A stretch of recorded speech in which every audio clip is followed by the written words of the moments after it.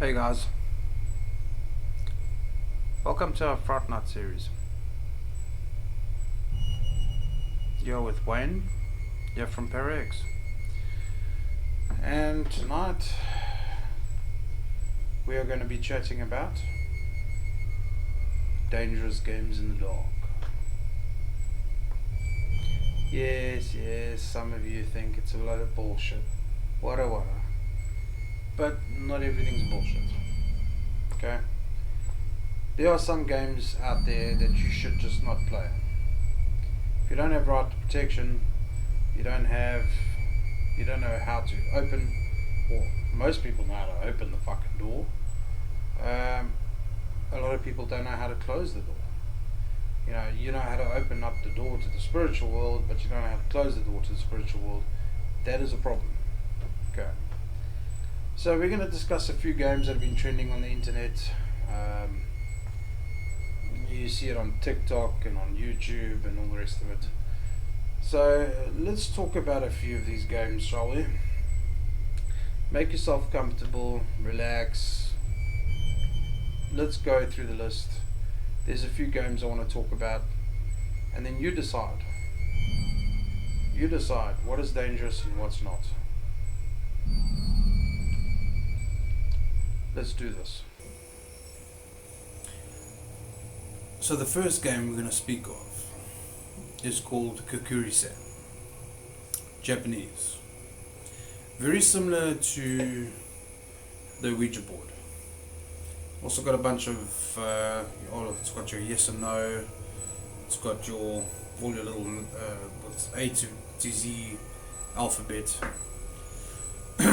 and works in a similar concept. So let's have a look at how this works, shall we? So firstly, you're going to need a piece of paper, and on this piece of paper you're going to draw what they call a torii. The torii is the gate to the Japanese temple, normally red. It's got the two sections, and so on and so on.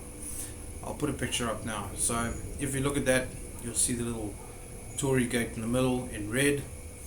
You got your yes and your no sign, and you got your A to Z, and then there's a coin on top of the torii gate. So remember, that's a gate. So guys, what that does is it kind of resembles the gateway between here, human, and their afterlife. So what happens is you're going to, you and your connection, you're going to take your fingers and you're going to put on the coin. Preferably a silver coin, guys. It has to be silver. You're going to put your fingers on the coin and you're going to repeat twice, Kokuri San, Kokuri San, please move this coin. If the Kokuri San is available, which is whatever spirit you are talking to at that point in time, you'll feel the coin moving to the yes or to wherever it wants to move to. Then you can proceed to ask it all sorts of questions. When are you going to die? Are you going to win the lotto one day? Blah de blah bullshit like everybody likes to ask spirits. Guys, please, let me just put you in the picture. A spirit does not know the future. It's just going to spit out any bullshit that will make you happy and enjoy the rest of your day, or it's going to spit out some bullshit that's going to fuck up your rest of your day. So you're going to decide which one that is. But there's no spirit that knows the future. Okay. It can't tell you when you're going to die. It can't tell you if you're going to win the fucking lotto. So please, guys, don't just ask stupid questions. Okay. It can tell you about what is happening presently, and if there's people out there that are trying to screw you and that kind of stuff. Those are the kind of things you need to stick to. But anyway, so every time you ask the Kokuri San a question, you're going to repeat its name twice. So it's Kokuri San, Kokuri San. Do I have a dickhead in my presence? Or whatever you want to ask. So That's the story. What you need to be aware of, however, is the Kokuri San is known to be a huge trickster. So you could ask it, let's think, what kind of question? Is my brother trying to screw me over? Stupid question. Not a stupid question, but some people might be going through this certain scenario in their lives or whatever it is, and they suspect their brother or their friend or whatever trying to screw them over. You ask the Kokuri San, okay, listen, is my brother or my friend trying to screw me over? Now, in the instance, that person that you asked about might actually not be doing what you think they're doing, but the Kokuri San's going to say yes. Now you're going to believe it, and it's going to be a whole long bullshit story and wada, because the trickster likes to cause cuck, and causing cuck is causing cuck in your family, or between you and your friends, or whatever. So be wary of that. Okay, guys, in no way do I condone you playing these games, really. I'm telling you how to play them, but it's not something you should do unless you're really experienced, you know what you're doing. Okay, so this is the Kokuri San game. Okay, very similar to your Ouija board. Those of you that know how the Ouija board works. Okay, so the way that you end the game after you've asked all your questions, etc., is you're going to go Kokuri San, can you return home? Please return home, whatever the way you want to put it. What will happen is your two fingers are on the coins and it should move back to the gate. Okay, if it moves back to the gate, it means the Kokuri San's gone, it's disappeared, it's no longer there. Yeah. The problem is if it doesn't move back, it wants to continue playing. In this situation, my best advice to you is to carry on asking questions, even if you want to ask stupid questions or whatever the case is. Just carry on asking or talking to it or whatever until it gets tired of talking to you. And every now and then, so you ask it to, can you go home? It says, fuck yo, I'm not going anywhere. And you ask a question. So three questions later, it doesn't matter if they're stupid questions or bullshit questions, you ask again, Kokuri San, can you go home? Or please go home. Once that coin decides, okay, it goes back to the red gate, done. Sorry, that's one thing I didn't explain, guys. When you draw the board, make sure the gate that you draw is in red and everything else is in black. That's how you do it, because those gates in Japan that normally guard, or those gates that you got to walk through in order to get to the temples, etc., which Torii gates are usually 99% of the time red. Okay, so let's stick to the tradition. If you're going to draw it on a piece of paper, make sure it's red. Okay, so that is the Kokuri San game. Okay, guys, next we've got something that's quite a sensation on TikTok and YouTube and just about every social media platform we can think of. It's called Charlie. Now, this game was born in 2015 as far as I know. Or it became a sensation in 2015. I personally haven't played it yet, but it looks interesting. So what's going to happen is you're going to take a piece of paper, you're going to draw a cross on it, and you're going to draw a yes, and diagonally across from the yes, you're going to draw another yes, and you're going to do a no, and you're going to do another no. Okay, and then on that cross, you're going to lay one pencil. On top of that pencil, you're going to put another pencil. Just balance it correctly, and Bob's your auntie. Once you balance the other pencil on top of the other one, you're going to start asking a question. So basically what's supposed to happen here is you go, Charlie, can we play? And then what will happen is the pencil will move. If it moves into the two yes positions, then obviously you know Charlie is there ready to play. what'll happen is a lot of times you'll have to ask that question over and over and over until you start seeing the pencil move by itself. There has been a lot of reports of this game not working. There's been a lot of reports of this game working and things going bump in the night. Guys will get Charlie mentioning, yeah, let's play, and the next thing your lights are flickering and shit's falling off the table and doors are slamming or creaking and windows are just opening up on their own and things are brushing past you and touching you on the shoulder and that kind of stuff. The belief structure behind the whole thing is that this Charlie thing is, some people believe it's a dead Mexican kid that committed suicide. Dude, we're sitting in South Africa.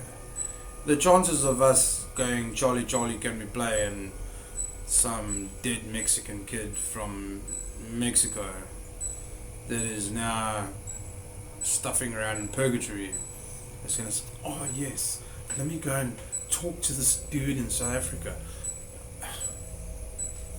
No. Charlie is what we would call a demon.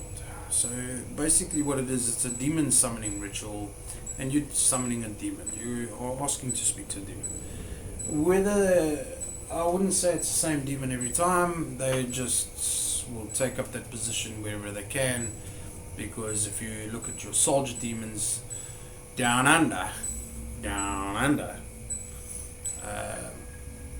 all those dudes are just looking for whatever opportunity, wherever the fuck they can grab it, to get onto our plane and come and cause as much shit as possible. So you're gonna get old demon Mike Gazalski over there sitting, fucking around, doing his thing, and the next thing you're sitting up in your room going, Charlie, can we play? And he hears you and he pulls in and, hi, I'm Charlie. That's the kind of situation you've got with demons. So you don't know who the hell you're talking to 99% of the time. And I can tell you right now, they're the biggest bullshitters on earth. So Charlie is not the best of games to play. You might think that you are speaking to Charlie who killed himself, but that's your prerogative. If that's what you want to believe, go here right ahead and believe it. But I don't feel that's the case. Some people get hold of Charlie in order to get hold of a loved one. Now, say, Charlie, can we play? Blah, blah, blah. Ask 1, 2 questions. Charlie will answer them, blah, blah, blah. And then I'll say, Charlie, can you call my dead grandmother that died 5,000 fucking years ago because I'd like to talk to her? And Charlie will say, oh, okay, all of a sudden I'm your dead grandmother that died 5,000 years ago. And, bullshit. Okay, it doesn't work like that. You're speaking to a fucking demon. You start with a demon, you end with a demon. Done deal. But again, you need to close off on the game. You can't just start a game and say, I'm tired of this, and get up and walk away. It doesn't work like that. So, whatever game it is, whether it's Charlie, a Ouija Board, fucking Bloody Mary, I don't give a shit what it is. Whatever game you decide to play, if you don't close off the game, then you need to prepare to deal with the consequences, and that means that you've got some demon trying to dry ride your house from day one, and it's eventually going to drive you nuts, or batshit, or scared as fuck, or whatever, and you're just not going to be able to live your life correctly. Close off the goddamn game. But again, worst case scenario, getting possessed, also not the best thing to go through. You don't want to go through that. No. You also don't want an infestation in your house, where something festers and becomes worse and worse and worse, grows more and more powerful, does worse things, and starts off with this to a point where that is flying towards your fucking head. That kind of stuff. So yes, Charlie is one of those games that you need to end. How do we do this? You go back to the drawing board, you got your 2 pencils on the board. Charlie, Charlie, can we stop? Pencils need to move, or the pencil needs to move, and say yes. If the pencil moves to yes, take the pencil off, bust it in half. Take the other pencil, break it in half.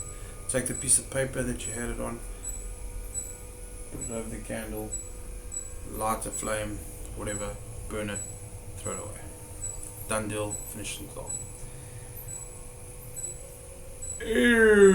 Problem if Charlie decides to say no when you want to end the game. You're going to need to continue playing until Charlie decides to say yes, just like the previous version I was explaining to you.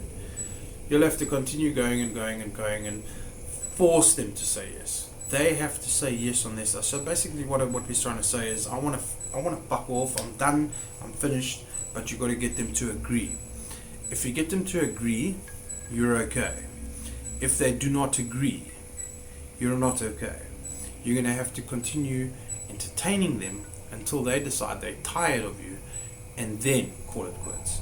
So you see, guys, there's always a downside to all this kind of toys and games that you want to play. It doesn't always necessarily mean it's easy to end. They're not always easy to end. Sometimes they are, sometimes they aren't. You know, a demon can come along, answer 1 or 2 questions, you know, and you decide, oh, fuck this, I'm done, I want to end this thing. And the oak will say, yeah, no problem, sure, let's end it. Because, you know why, he's bored with you from question 1. And sometimes it's not the case. So guys, what I'm saying is just be wary of that. You know, a lot of people laugh and think this is a joke and it's not real. Yeah, I got news for you. It is real. You are getting in touch with the other realm. And when you become aware of that realm becomes aware of you. That's what you need to worry about. Okay, the next game we're going to speak about is the card game. The way this works is you're going to need a deck of cards, you're going to need a candle, and you're going to need some salt. What you're going to do is you're going to put the deck of cards on the table, you're going to take some salt, you're going to sprinkle it over the deck of cards. This is cleansing the cards.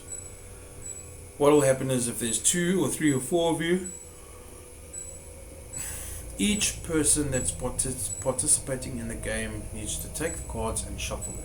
Doesn't matter how many times you shuffle them, just shuffle them. So player 1, player 2, player 3, give them a deck of cards. He needs to player 2, same thing, player 3, same thing.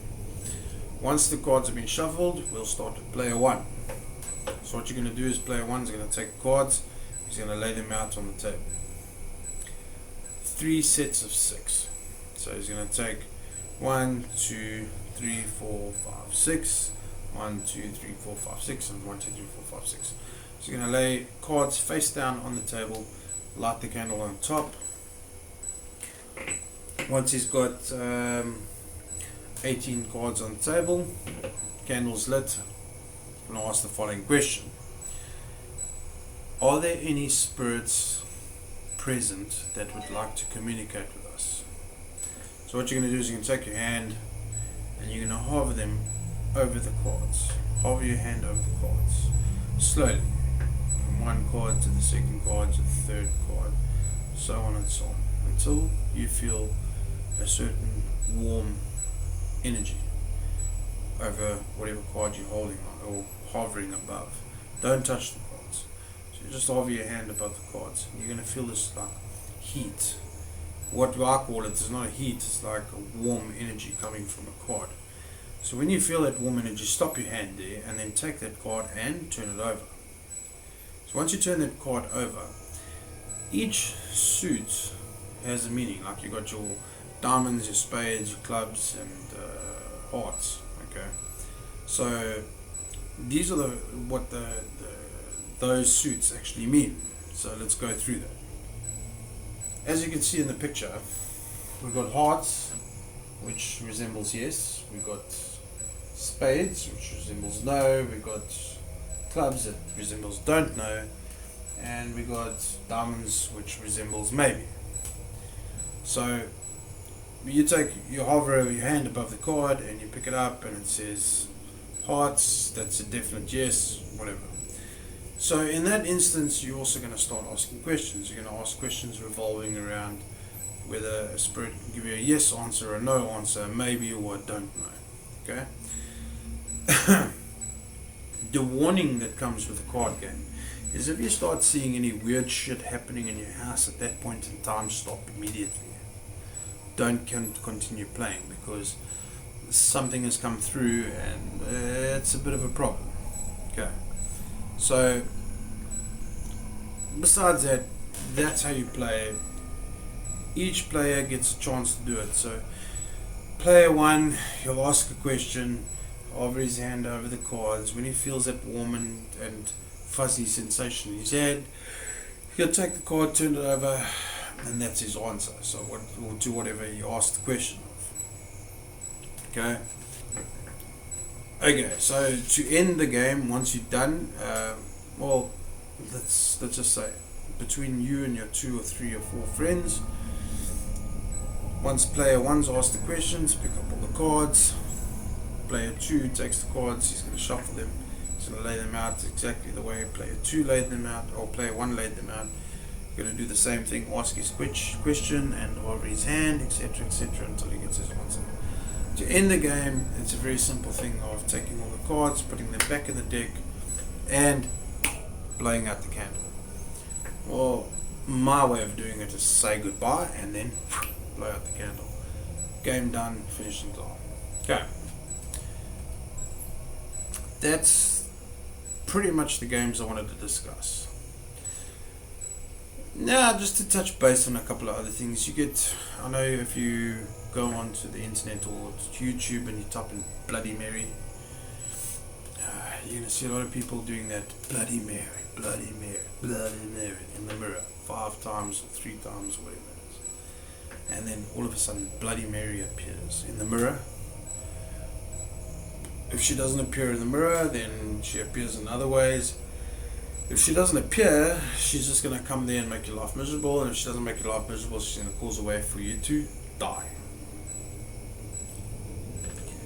The funny thing is, though, is people think they're speaking to Bloody Mary. Guys, this is where I'm trying to teach you a little bit of something. It's not Bloody Mary. You're chanting Bloody Mary in the mirror. Yes, 100%. Bloody Mary, whatever.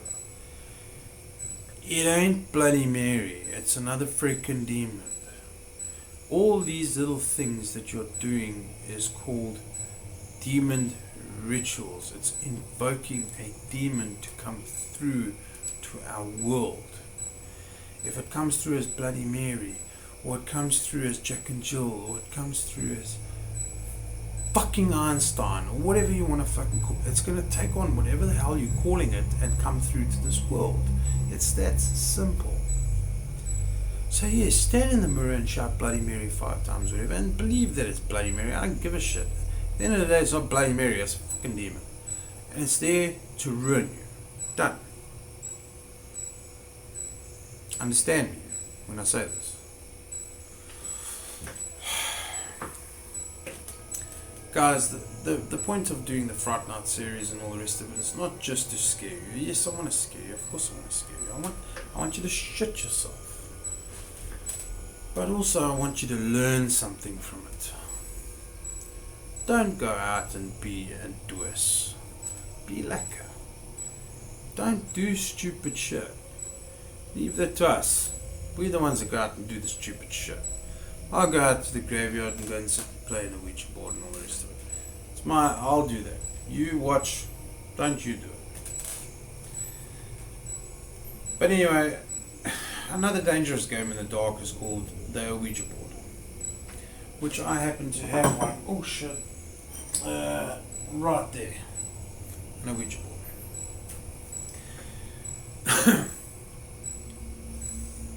Same concept. You got planchette, put your fingers on it. Whatever you do, don't remove your fingers until your game ends. Put your fingers on it, keep it there, and are there any spirits present that would like to communicate? And what will happen is the energy of the spirit will move the planchette to a yes or whatever. You'll be able to move it across, not you, the spirit will be able to move it across to letters, to spell out names and all that kind of stuff. To end that game as well, same story. I would like to end this communication by saying goodbye. You and your friend move the planchette to goodbye. If you move it and the planchette goes over goodbye, the spirit has to take it as the game is ended and move on. Again, there's been a lot of stories about the said Ouija board, that demons and so on come through that board. You think you're talking to Granny Ann, Grandpa John, or whatever. Meantime, you're speaking to a demon, and he's very well laying his eggs in your house and planning on moving in.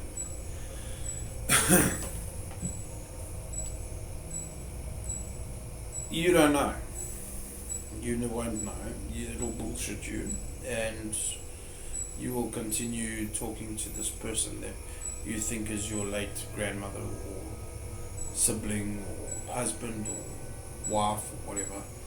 Meantime, you're speaking to a demon, and it just moves in, and there you go. Life ruined, things happening, haunted house, etc., etc. I got one rule about the Ouija board. I take it out on investigations, and we go out and we stuff around and stuff like that, but I don't do it alone. That's something that doesn't happen alone. The Ouija board and the planchette are far apart from each other. They don't talk to each other. The only time that those two get together is when I put it in the car and I go off to an investigation. Guys, I hope you've learned something from this evening, and I hope that I've managed to chill you a little bit. You know, scare you just a little. As I said, it's more, yes, it's a bit of a scary session because I'm being truthful and I'm putting it in your face. But I'm also trying to educate you at the same time. Stay tuned, by the way. The next Chat Now Fright Night series is going to involve one of the most famous haunted places on earth. We're going to talk a little bit about behind the scenes and how things are going as opposed to what you heard from the media. And then you can decide, fact or fiction. And yes, we're going to be going on a couple more investigations, and I'm going to go and chill in a graveyard by myself at night, just to see what things are like. Everything will be recorded and will be shared with you. Thank you very much for joining us, watching, subscribing and liking and all the rest of it. We appreciate it all, and we love you all. My name is Wayne, and this is ParaX, and peace.